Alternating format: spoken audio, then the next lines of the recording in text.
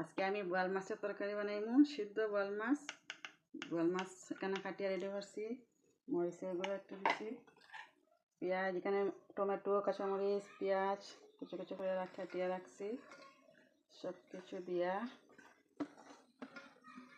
তারপরে এখানে জিরার গুঁড়ো দেবো, জিরার গুঁড়ো, এখানে হলদি,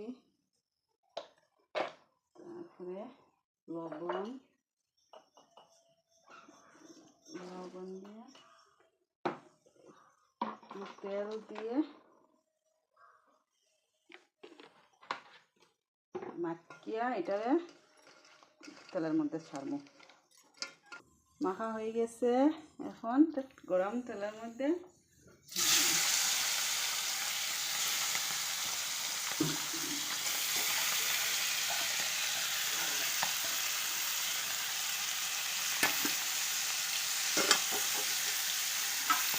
এখন এটারে গাছিয়া রাখে দিই।